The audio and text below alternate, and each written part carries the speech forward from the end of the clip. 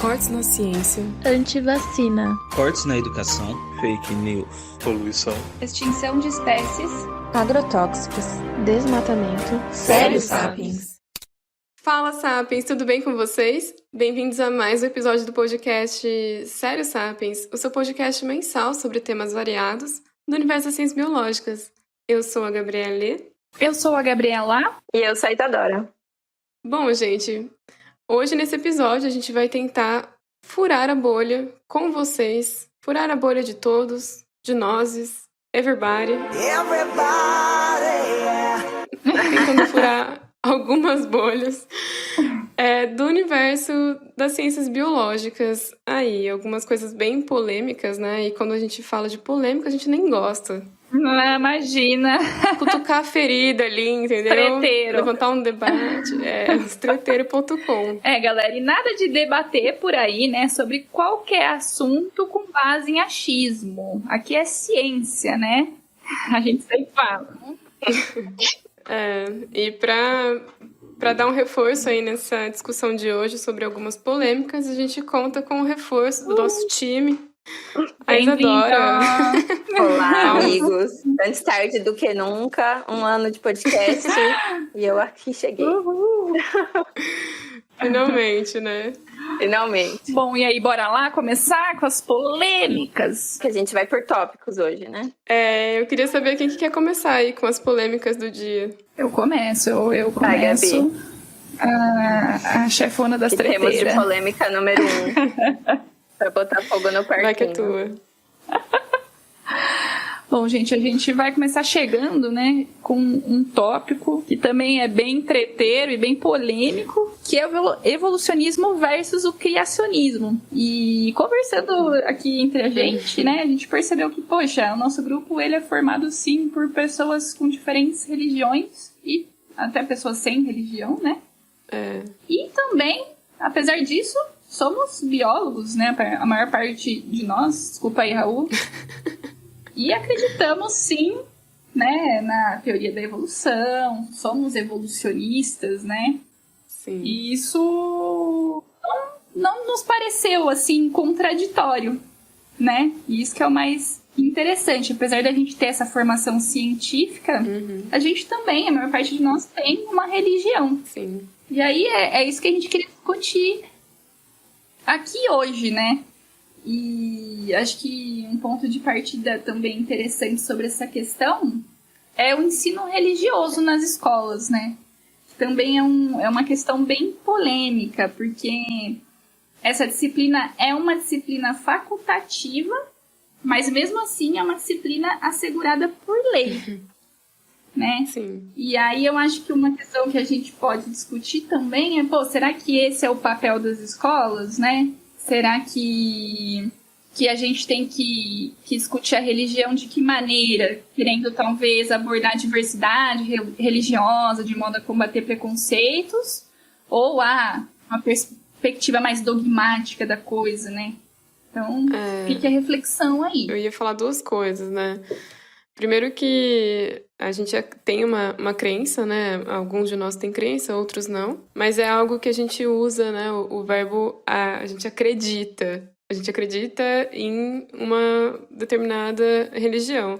Na ciência, a gente não só acredita na evolução, né? A gente segue ela porque a gente entende, a gente estudou ela. Então, não é nem uma crença, né?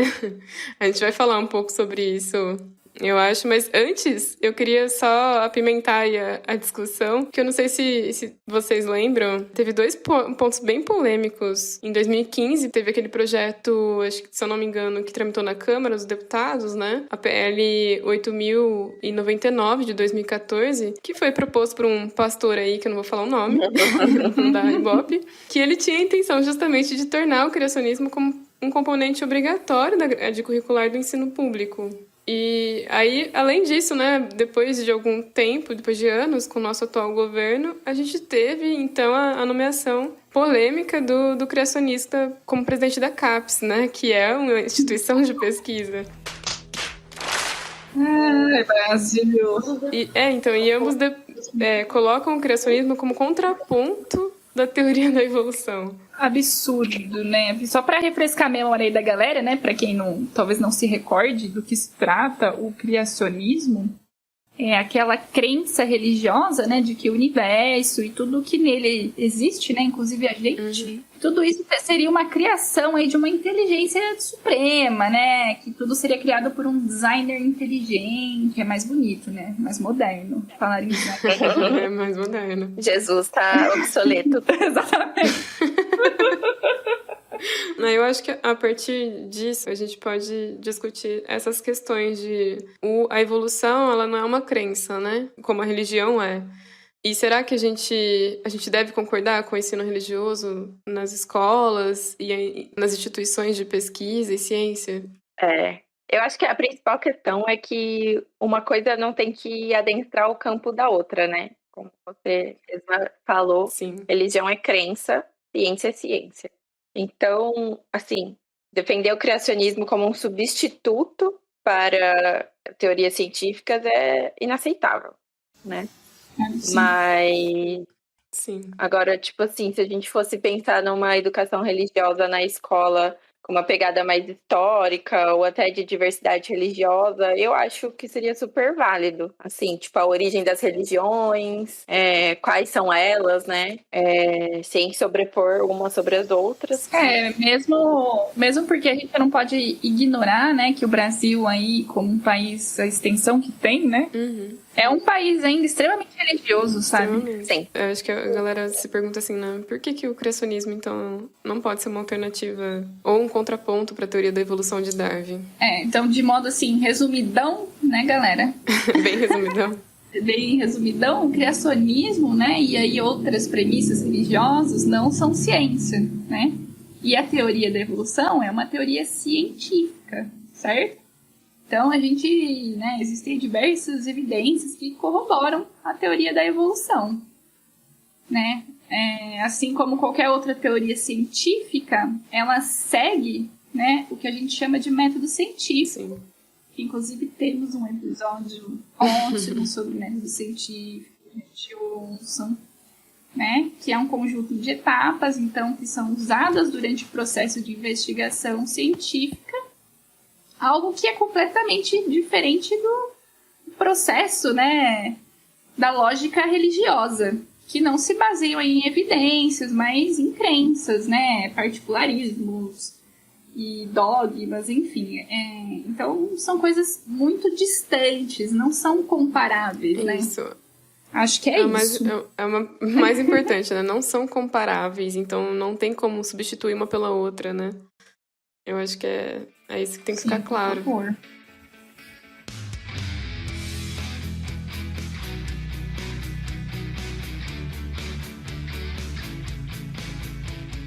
Bom, e agora a gente vai pra segunda treta, e essa eu vou jogar na roda aqui, que é a temática, né, das mudanças climáticas. E aí vocês podem até falar, né, putz, mas tá batido. Gente, não tá batido. Nossa, e eu vou mostrar não, por quê. tá quentíssimo, Não tá resolvido, quentíssimo. então não tá batido.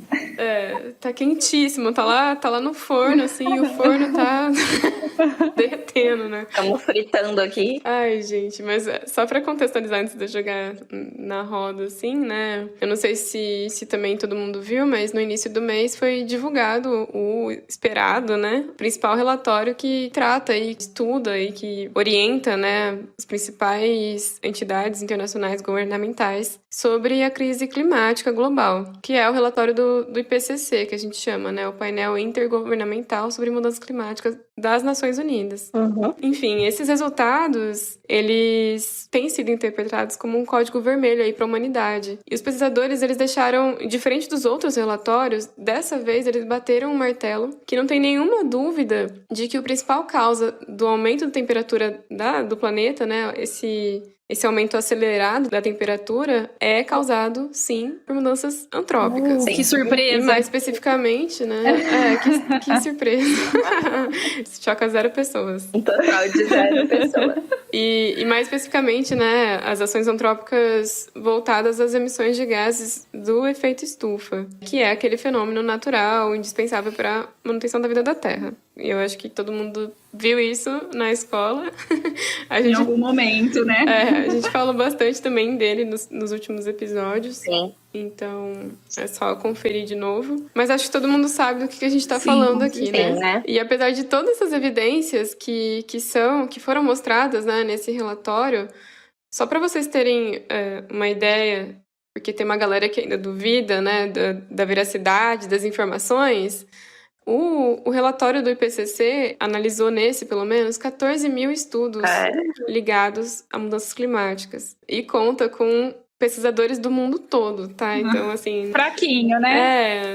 Não Fraquíssimo. pega pessoas aleatórias, né? Que tem uma galera aí que defende que, teoricamente, seria um processo natural da Terra, né? Sim. O aquecimento. Não que não seja, porque como já vimos, até falamos disso no episódio anterior, ao longo da história da Terra, o clima se alterou diversas vezes por diversos motivos diferentes. Emissões vulcânicas, mudança da intensidade solar, entre outros. Mas não é o que a gente está presenciando agora, né? Principalmente por causa da velocidade, né? Que está acontecendo. É um curto espaço de tempo, com uma elevação da temperatura de forma muito drástica. De quem que é a culpa?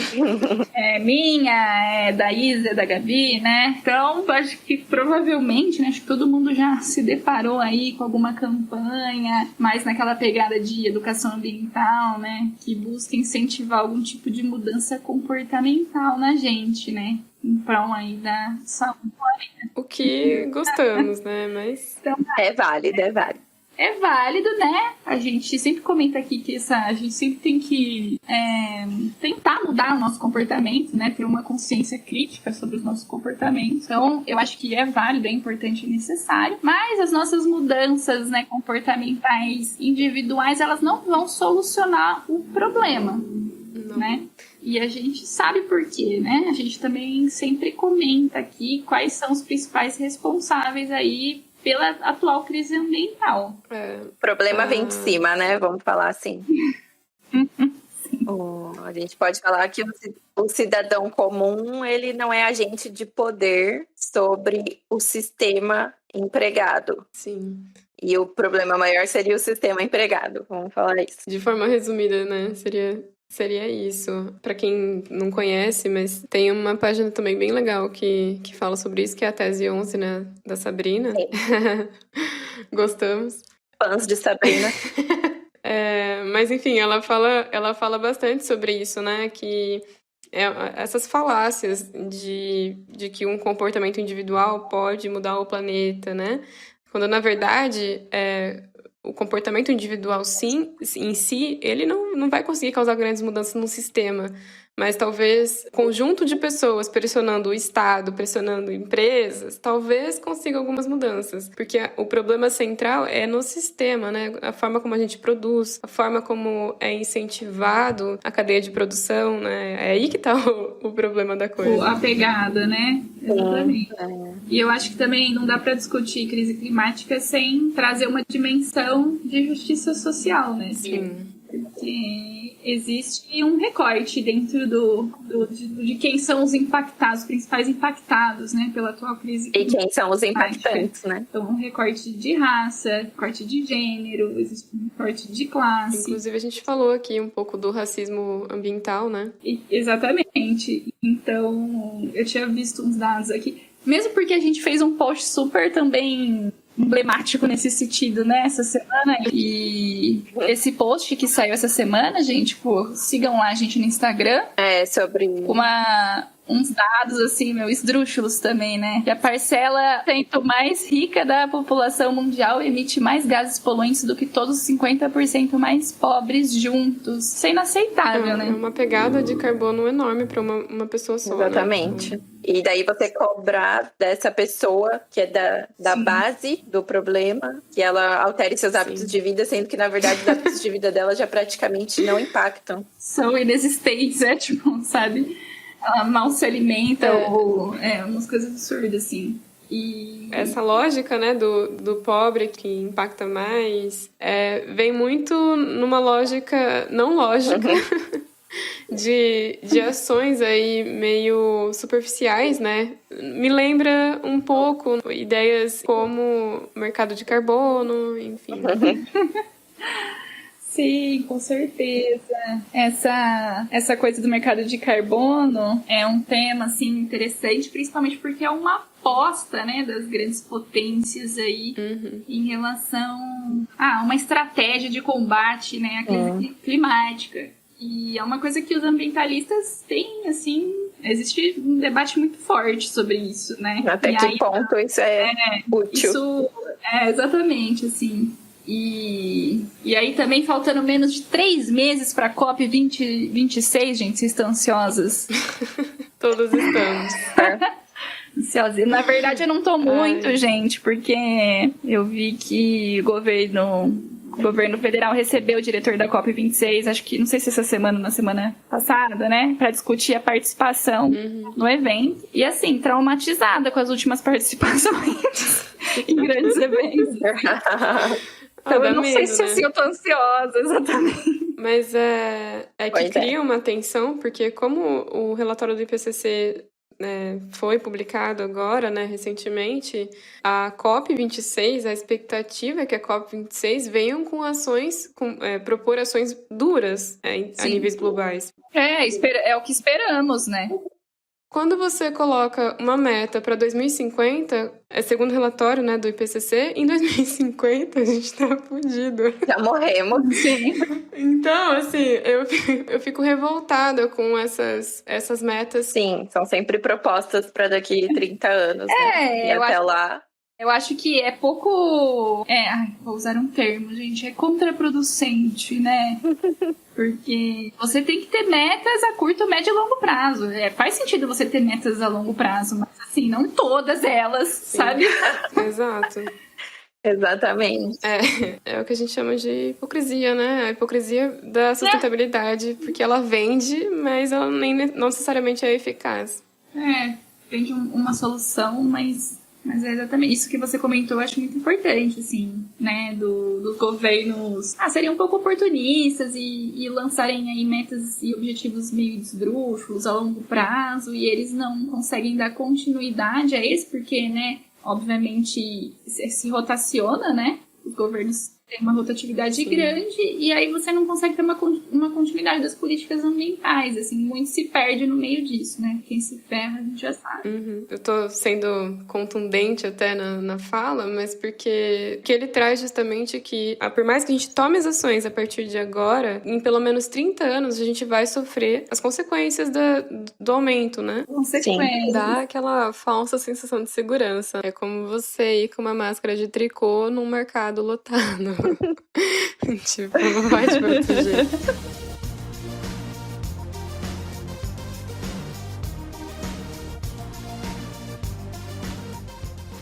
Bom, vou puxar então uma terceira polêmica aqui, o terceiro tópico. Mais um que o pessoal vai falar que tá batido, porque realmente deveria estar.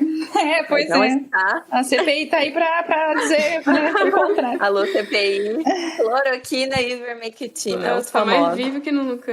Olha, gente, nem sei mais o que dizer em relação a isso, mas vou ter que dizer, né? Então, desde o início da pandemia, né, que está essa discussão a respeito aí dos medicamentos de cura contra a Covid-19. Então, o que é importante a gente saber sobre isso, né? Já todas as outras viroses que a gente tem, se a gente for pensar, a gente não tem remédio para a maioria delas. A gente tem vacina, né? Não tem um tratamento, geralmente tem prevenção. A gente até fez post sobre isso também, sobre a questão de que o vírus é um organismo acelular, ou seja, ele não tem célula. E quando ele entra no nosso organismo, ele se aproveita da nossa célula para estar lá. Então, você tem que desenvolver um remédio que entre na sua célula, mate o vírus e não mate a sua célula no processo. E você não morra. Importante esse detalhe. E por isso que é tão difícil desenvolver esses medicamentos contra vírus, né? Acaba sendo mais a questão da vacina. Mas então por que que até hoje a gente fica ouvindo gente que defende tratamento precoce? Ai, sim, que preguiça, meu Deus. Meu, já vimos aí que as pessoas estão morrendo por usar esses tratamentos, entre aspas. E basicamente o que a gente pode falar sobre isso? Que existe interesse econômico por trás dessa campanha a favor do tratamento precoce. CPI, né?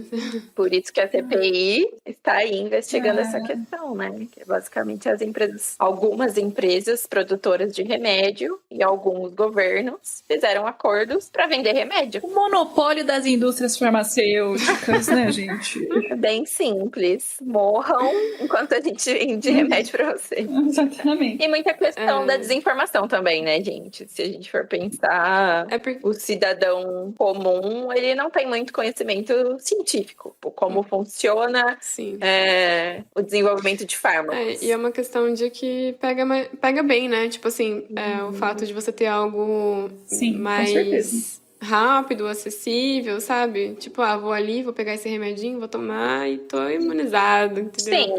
Sim, vamos solucionar o problema, né? Então, o brasileiro, ele gosta, ele é hipocondríaco. Todas as opções que estiverem aí, o brasileiro vai usar. É assim. E acho que outra questão que também piorou bastante essa questão aí do tratamento precoce foi essa questão da mídia divulgar certas notícias de forma não clara. Tipo, tratando da ivermectina especialmente, saiu muita notícia na época falando que ela funcionou in vitro, né? Também mais um post aí feito por nós. Sim, com certeza. Explicando essa questão, que não é porque um tratamento funcionou in vitro que significa que você pode pôr dentro de uma pessoa. É uma coisa... Até aquela doutora... Pastor, né? Inclusive a CPI mostrou bastante, né, desses exemplos. Vários cientistas foram lá explicar, né, o que não tem lógica, porque a maioria dos estudos ou é realmente in vitro, ou são estudos observacionais, né? Então utiliza o que a gente chama de uma meta-análise aí e observação, ou seja, você observa um fato e associa aquilo a uma cura, né? Só que não necessariamente eles têm correlação, porque você está ignorando uma série de variáveis aí. O indivíduo, como ele está comendo, o que ele está usando, estresse, enfim, uma série de coisas. Então, não tem correlação científica, né? Não é válido cientificamente. Exatamente. E até comentar que a Gabi falou, né, da meta-análise. Aí lembrei daquele caso icônico, né, quem não lembra, da Luana Araújo na CPI. Sim. Que eu não sei ao certo quando que foi a participação. Ela foi uma depoente, né? Acho que foi em junho, muito bem. Mas foi assim, ela é uma infectologista também, né? Uma médica. E aí foi... Ai, gente, foi incrível. Ela desqualificou totalmente lá os argumentos do senador Eduardo Girão, né? Que é um senador bolsonarista, tá? Que tentou aí provar uma falta de consenso científico aí sobre o tratamento precoce contra a Covid. A partir de um gráfico, assim, que ele estava levantando, não sei se vocês lembram disso. Querendo mostrar esse suporte de importância aí de evidências científicas, né? Que seria um produto de uma meta-análise, né? Aí ela pegou e deu na cara dele, assim, ó, e aí explicou, né? Deu um aulão aí sobre a diferença de uma meta-análise e de uma revisão sistemática, né? A meta-análise, ela é um método estatístico, né? Para agregar resultados, 2 ou mais estudos independentes, como a Gabi comentou, né? Independentes sobre uma determinada questão de pesquisa, né? E a meta-análise, ela pode fazer parte, né, de uma revisão bibliográfica sistemática, mas não necessariamente. E não sozinha. E a revisão... E não sozinha, né? Não sozinha. Pode falar, Gabs. Eu ia falar da revisão sistemática, mas você tem propriedade pra falar sobre a revisão sistemática, Gabi. Só eu, né? Então vai. Levanta a mão quem sofreu. Chorando. Ai, Deus. Mas a revisão bibliográfica sistemática, né, ela segue um processo onde você quer responder uma pergunta, você estabelece critérios de busca, tem toda uma metodologia, né, um passo a passo para eliminar vieses, para você conseguir, de fato, ter uma robustez aí, né, para responder essa questão. Aí que entra a meta-análise. Depois, né, nas últimas etapas, quando você já tem os dados, aí você vai aplicar uma meta-análise, possivelmente. Análise, sim. Sim. E uma coisa que eu ia pontuar, que os estudos observacionais, assim, como um todo, eles são válidos, mas eles não trazem conclusões. Por isso que a gente fala que é uma parte do processo científico. Porque, na verdade, eles fornecem perguntas e colocam ali, olha, a gente tem esse dado, então o que a gente vai poder indicar de futuras pesquisas, né, a partir do que do que esse dado está mostrando. É isso, gente. É sobre isso. E tá tudo bem, mas na verdade sobre não, isso. tá tudo bem. Não tá tudo bem. Adorando. Então, gente, último recado. Não tome cloroquina e ivermectina. Até a próxima. Duvide se o seu médico receitar algo do... Duvide. Vai em outra.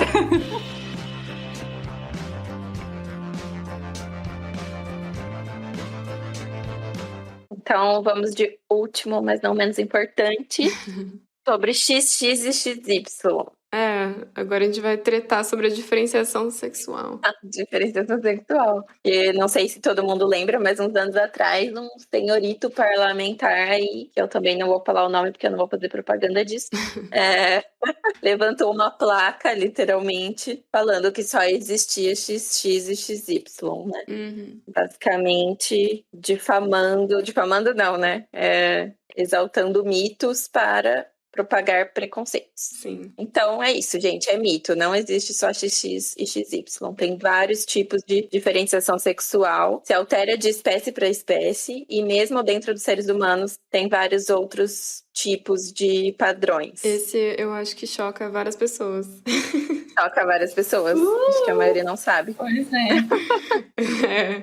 Inclusive, o querido aí parece que não sabia ou fingiu que não sabia. Mas, então é assim que funciona basicamente. Os seres humanos têm 46 cromossomos, separados em 23 pares. E um par é o par de cromossomo sexual, e que é quem manda aí nessa parte de diferenciação sexual. Então, esse par de cromossomos sexuais é responsável por determinar o sexo biológico dos seres humanos.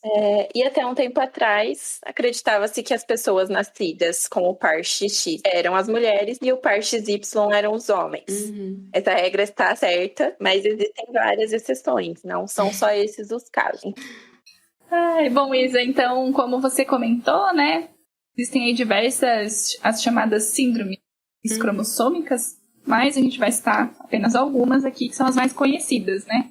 Então, a síndrome de Klinefelter, que acabam afetando homens, né, com XY, e eles acabam produzindo baixos níveis de testosterona. A síndrome de Turner, que também é uma síndrome bem conhecida, né?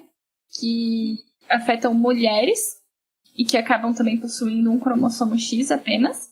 E a síndrome XYY, onde homens XYY, eles acabam não possuindo nenhum tipo de sintoma ou uma característica diferenciada. E a síndrome da trissomia X, né? Que acaba acometendo mulheres que também não possuem características diferenciadas ou sintomas, mas elas podem apresentar algum tipo de déficit cognitivo. E aí podem existir tetra, né, e pentassomias que geram déficits cognitivos mais graves, né, que esses que a gente comentou. Difícil, gente, é uma palavra difícil. É difícil. Mas é interessante porque, pra quem viu o vídeo do Átila, né, sobre o problema das mulheres nas Olimpíadas, que a gente recomenda bastante porque ele traz justamente alguns casos peculiares onde, inclusive, atletas só descobriram quando foram fazer o teste de cromossomo, né? Sim, porque visualmente não tem nada de diferente, né? Sim. Visualmente tinha todas as características que enquadrava nas Olimpíadas. Enfim, imagina o susto da pessoa, Sim. né? Pra época ainda, você descobrir que, pelas regras ali, você não poderia ser considerada uma mulher. Sim, tipo, fui criada e existi como uma mulher a vida inteira. E de repente eu descobri que, segundo a genética, eu sou um homem. Me sinto, né? E aí eu não posso participar de nada como mulher. Sim. É importante porque faz a gente repensar muitos padrões, né? Sim. Tem a questão do gene também, né? Do SRY. Sim. Loucura total. É mais um fator aí determinante no sexo, porque Sim, com certeza. antigamente achava-se que tendo o cromossomo Y, automaticamente já se tratava de um homem. Mas aí, mais pra frente, né, descobriram que existe a ocorrência de uma mulher, fenotipicamente falando, então visualmente é uma mulher, mas que possui o cromossomo XY, que é esse caso que a gente tá falando agora. Porque, na verdade, para existir o desenvolvimento das gônadas em testículos e para o ser se tornar um homem, digamos assim, tem que ter esse gene SRY no cromossomo Y. Então, assim, não basta só o cromossomo Y, tem que ter esse gene funcionando também.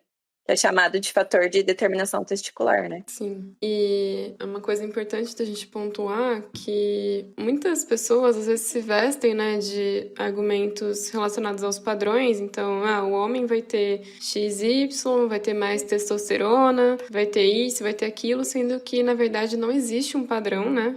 A gente descobre cada vez mais que não existe um padrão. Padrões estão cada dia mais impossíveis. É impossível você estabelecer um padrão, tipo, o que é uma mulher, né? O que é um homem, baseado em todos os aspectos, né? Genética, fisiologia, enfim. Exato.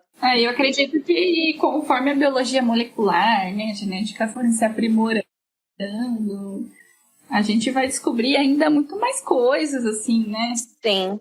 Várias variáveis, né? Várias variáveis. É importante porque as Olimpíadas trouxe, assim, mais vivo, né, essa discussão. Exatamente. E é importante porque incomoda muita gente, mas talvez façam essas pessoas repensarem, né, os argumentos aí. Porque a gente viu que, por exemplo, o próprio Comitê Olímpico, né, ele estabeleceu todo um índice de testosterona que é considerado padrão de uma mulher cisgênera, né? Mas se a gente pega esses níveis, eles são muito... A gente acabou de falar sobre isso, né? Mas eles são muito contraditórios. Porque a mulher transgênera pode ter os níveis adequados dentro do comitê, e isso não vai conferir vantagem nenhuma para ela. Mas, por exemplo, uma mulher cisgênera, por diferentes motivos, etnia, genética, enfim, N fatores, pode conferir àquela mulher maiores níveis de testosterona. Sim. Enfim, eu imagino que isso ainda vai mudar muito. Eu acho que o comitê ainda vai acabar estabelecendo outros padrões, né, para você conseguir estabelecer uma categoria de homens e mulheres. Mas é importante a gente questionar quais são os nossos argumentos, né? Eles estão baseados no quê? É isso aí, gente. E aí, o que a gente conclui disso, né? É que é extremamente complicado a gente definir padrões aí, né? Para as pessoas, né? Sim. A gente tem as particularidades, a gente sabe que podem se alterar de acordo com o sexo biológico, a idade, como a Gabi comentou, né? Localização geográfica e muitas outras variáveis, né? Que ainda provavelmente não sabemos.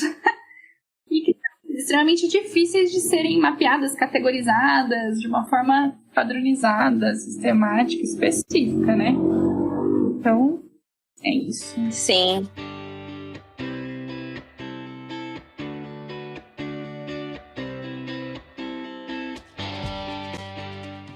Gente, acho que a gente conversou aqui sobre várias polêmicas, né? Pelo menos algumas mais recentes, eu diria, né, meninas? Dava pra ficar conversando aqui até a próxima vida, né? Sobre esses assuntos. Muitos temas polêmicos, gente. Agora, muitas pessoas podem acabar perguntando, né? Mas, eu não posso ter opiniões, então, né? Eu tenho que me embasar muito bem antes de falar as coisas. Sim. De preferência.